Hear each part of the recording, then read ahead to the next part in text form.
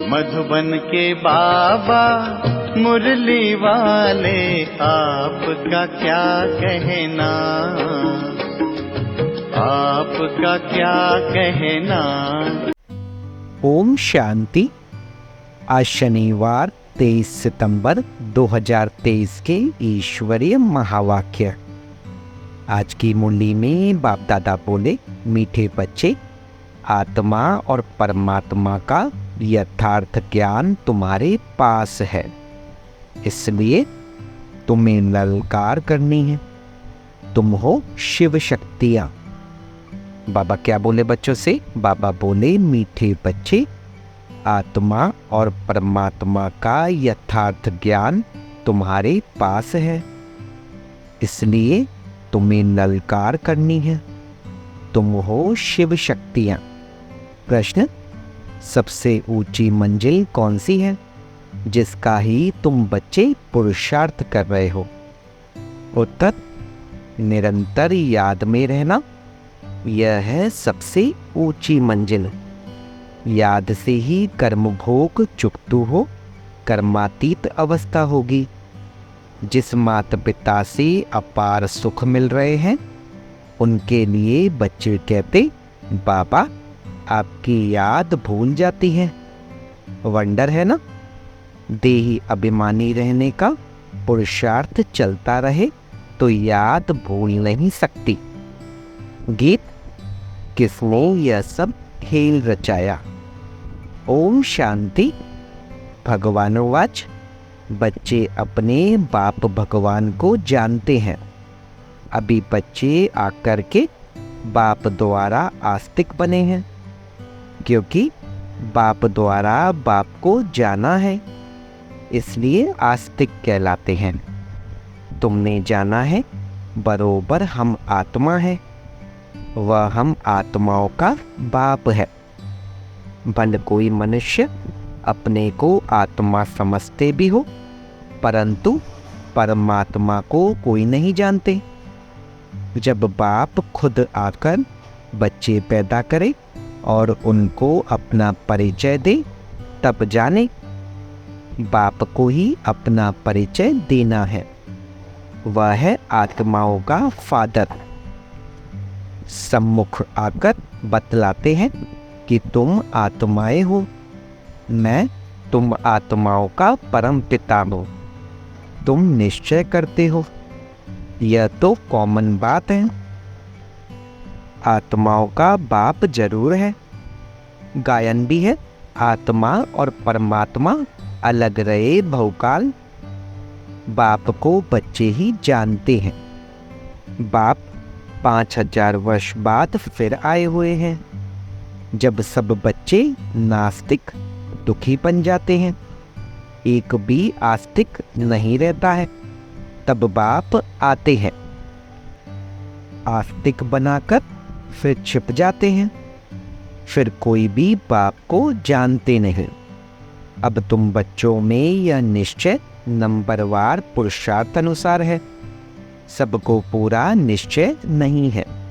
भले यहाँ सम्मुख बैठे हैं, जानते हैं परमपिता परमात्मा पतित पावन बाप पतित से पावन देवता बना रहे हैं।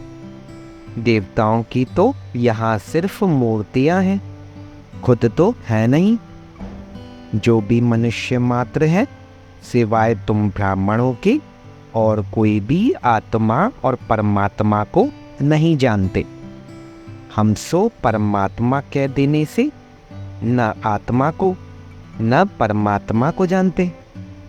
तुम बच्चे जानते हो कि एक भी मनुष्य नहीं जो अपने को यथार्थ रीति आत्मा समझ और परमात्मा को अपना बाप समझे। लेकिन अब यह ललकार कौन करे? शक्तियों ने ही ललकार की थी, परंतु अभी तक वह शक्ति आई नहीं है जो तुम्हारे में आनी चाहिए। शिव शक्तियाँ तो मशहूर हैं, नामी ग्रामी हैं। जगदम्बा भी शक्ति है। अब कॉन्फ्रेंस में रिलीजियस हेड्स सब आते हैं, उन्हें भी समझाना है। बाप समझाते हैं, बच्चे तुमको तो देही अभिमानी बनना है। हम आत्मा हैं, परमपिता परमात्मा से वर्षा ले रहे हैं। यह निश्चय नहीं है, कोई संशय है तो उच्च पद पा नहीं सकेंगे। अच्छे अच्छे बच्चे भी चलते चलते माया का तूफान लगने से गिर पड़ते हैं। निश्चय बुद्धि से संशय बुद्धि हो पड़ते हैं। नहीं तो बच्चे कभी भी संशय बुद्धि नहीं होते हैं कि हमारा यह बाप नहीं है, यहाँ यह वंडर है। कहते भी हैं, परमपिता परमात्मा हम सब आत्माओं का बाप है। वह हमको पढ़ाते हैं, फिर भी बाप को भूल जाते हैं। रोज समझाते रहते हैं, बच्चे अपने बाप को याद करो तो तुम्हारे विकर्म विनाश होंगे। विकर्म तो जन्म जन्मांतर के सिर पर बहुत हैं। तुम जानते हो मम्मा बाबा, जिसको ब्रह्मा सरस्वती कहते हो, वह नंबर 1 में है। वह भी खुद कहते हैं, इतना योग लगाते हैं, मेहनत करते हैं, तो भी अनेक जन्मों के पाप कटे नहीं हैं। कुछ न कुछ भोगना पड़ता है। अंत में इस भोगना से छूट कर्मातीत अवस्था को पाना है, पुरुषार्थ करना है। माया भी कम रुस्तम नहीं है, दोनों ही सर्वशक्तिमान हैं। रावण माया ने सब मनुष्य मात्र को पतित बना दिया है। गाते भी हैं, पतित पावन, तालियां बजाते रहते हैं, तो जरूर पतित है ना, परंतु अपने को समझते नहीं हैं कि हम पतित हैं। यह समझाना भी जरूरी है कि अब यह पतित दुनिया है।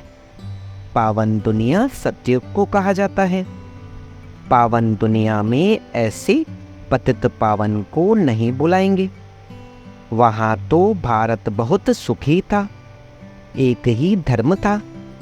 अभी तुम जानते हो, परमपिता परमात्मा ज्ञान सागर है। वह इन सब वेद शास्त्रों आदि के राज को जानते हैं, वही पढ़ा रहे हैं। परंतु कोई कोई ऐसे हैं जो यह भी भूल जाते हैं कि हमको परमात्मा पढ़ाते हैं।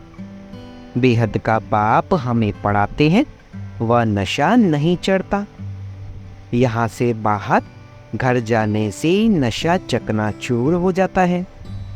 कोई मुश्किल है जो युक्ति युक्त पुरुषार्थ करते हैं। माया बड़ी जबरदस्त है। दे अभिमान तो नंबर 1 है।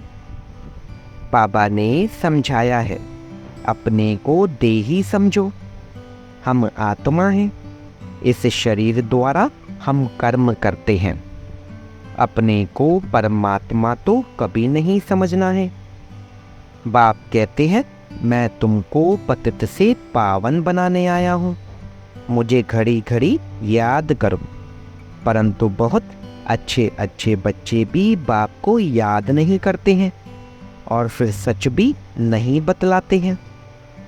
चाट जो लिख कर बेचते हैं उसमें भी झूठ, सच्चा चाट लिखते नहीं। बाबा समझाते हैं, अपने को आत्मा समझो। हम आत्मा 84 जन्म पूरे कर अब बाबा के पास जाती हूँ। सवेरे उठकर बाबा को याद करो तो उसका नशा सारा दिन रहेगा। मनुष्य धन कमाते हैं तो नशा रहता है ना कि आज इतना कमाया। यह भी धंधा है, व्यापार है, तो उसमें कितनी मेहनत करनी चाहिए। बाबा अपना अनुभव बतलाते हैं, कितनी मेहनत करते हैं। सवेरे उठकर अपने से बातें करनी है। अब पाठ पूरा हुआ, अभी हम गए कि गए, फिर 21 जन्म राज्य करना है। कितना मीठा, कितना प्यारा वंडरफुल बाबा है। ऐसे बाप को कोई भी मनुष्य मात्र जानते नहीं है। बाप आकर बच्चों को अपने से भी ऊंच ले जाते हैं। और बच्चे फिर बाप को सर्वव्यापी कह अपने से भी नीचे ले गए हैं। इसलिए बाप कहते हैं तुम बहुत दुखी बन पड़े हो। मैं तुम बच्चों को ब्रह्मांड और विश्व दोनों का मालिक बनाता हूँ और फिर तुम बच्चे मुझ बाप को सर्वव्यापी कह देते हो। यह भी ड्रामा में खेल है। अब बाप डायरेक्शन देते हैं, ऐसे ऐसे समझाओ। लक्ष्मी नारायण आदि देवी देवताएं 100% सॉल्वेंट बुद्धि थे, अभी नहीं है। फर्क देखो कितना है।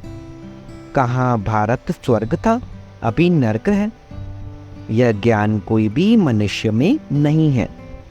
तुम बच्चों में भी वह ताकत नहीं है। देह अभिमान बहुत है। देही अभिमानी को तो धारणा होनी चाहिए। बाप डायरेक्शन देते हैं, ऐसे ऐसे ललकार करो। आत्मा क्या है, परमात्मा क्या है, कोई को पता नहीं है। तुम जानते हो हम आत्मा बिंदी हैं। हमारा बाप परमपिता परमात्मा भी बिंदी है। वह नॉलेजफुल पतित पावन है, जन्म मरण में नहीं आते हैं।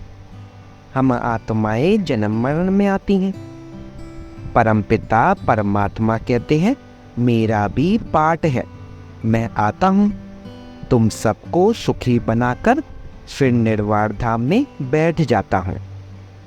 मनुष्य बूढ़े होते हैं तो वानप्रस्थ में चले जाते हैं, परंतु अर्थ नहीं समझते। वानप्रस्थ माना वाणी से परे स्थान। वह थोड़े वाणी से परे बैठते हैं। अभी वानप्रस्थी तो सब है। हम आत्माएं वाणी से परे रहने वाली हैं, परंतु उस स्थान को भी जानते नहीं। तुम्हारे में भी कोई कोई की बुद्धि में यह बातें हैं। देह अभिमान बहुत है, बाप को फॉलो नहीं करते हैं। माया भी बहुत प्रबल है। आत्मा और परमात्मा के संबंध को कोई भी नहीं जानते हैं। बाप के संबंध को ही नहीं जानते। तुम भी घड़ी घड़ी भूल जाते हो। बाप का बनकर बाप को पूरा याद करना चाहिए ना। कहते हैं बाबा घड़ी घड़ी याद करना भूल जाता हूँ। अरे तुम माता पिता को याद करना भूल जाते हो। निरंतर याद करने की ही मंजिल है। जिस माता पिता से स्वर्ग का वर्षा ले रहे हो, तुम उनको भूल जाते हो। वंडर है। माता पिता तो एक ही हैं। बाप कहते हैं मैं ही तुम्हारा माता पिता हूँ। यह है बड़ी गोहा बातें। कई समझते हैं जगदम्बा माता है, परंतु नहीं, वह तो साकारी है ना। तुम माता पिता गाते हो निराकार को। यह सब बातें पहले नहीं बतलाते थे। दिन प्रतिदिन गोहा बातें सुनाई जाती हैं। कोई भी बात न समझा सको तो बोलो बाबा ने अजून सुनाया नहीं है, बाप से पूछेंगे। दिन प्रतिदिन बहुत नई नई पॉइंट्स मिलती रहती हैं। नॉलेज तो बहुत बड़ी है। समझने वाले कोई समझे। पढ़ते पढ़ते थक जाते हैं। बाबा को लिखते हैं मैं नहीं चल सकूंगा, तंग हो गया हूँ। तंग होकर पढ़ाई को छोड़ देते हैं। विकार में जाते हैं तो पढ़ाई छूट जाती है। यह पढ़ाई ब्रह्मचर्य की धारणा से ही होगी। अगर ब्रह्मचर्य को तोड़ा तो धारणा नहीं हो सकेगी। दूसरे को कह नहीं सकेंगे कि काम महाशत्रु है। बुद्धि का ताला ही बंद हो जाता है। मंजिल बहुत ऊंची है। सन्यासी तो गृहस्थ धर्म को छोड़ भाग जाते हैं। वो है हठ योगी सन्यासी। यह है राजयोग। बाप ही आकर राजयोग सिखलाते हैं। हठ योगी कभी राजयोग नहीं सिखला सकेंगे। यह बात पूरा समझाने का ढंग नहीं आया है। उन्हों का है हठ योग सन्यास। वह पतित को पावन बना नहीं सकते। तुम्हारा है बेहद का सन्यास, वह है हद का सन्यास। तुम्हारी बुद्धि में है कि हमारे 84 जन्म पूरे हुए, अब हम वापस जाते हैं। यह बेहद का सन्यास बुद्धि से किया जाता है। उनका है हठ योग, कर्म सन्यास। तुम्हारा है राजयोग, कर्मयोग, जो भगवान ने सिखलाया है। अभी तुम अच्छी रीति समझा सकते हो कि वह है हठ योग और यह है राजयोग। शिव को भी कोई समझते नहीं है।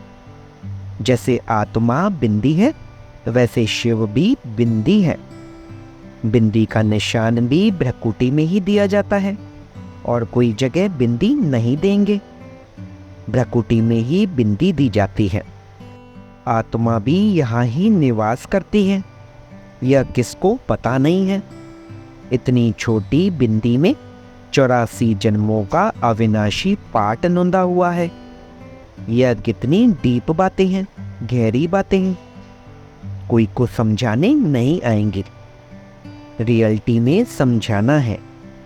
जैसे आत्मा बिंदी है, वैसे परमात्मा भी बिंदी है। अगर दूसरी आत्मा आएगी तो वह भी बाजू में आकर बैठेगी ना। ब्राह्मण में आत्मा को बुलाते हैं। आत्मा आकर बोलती है, हमने फलानी जगह जन्म लिया है। तो वह आत्मा कहाँ आकर बैठेगी? क्या माथे में? उनमें अपनी भी आत्मा है ना।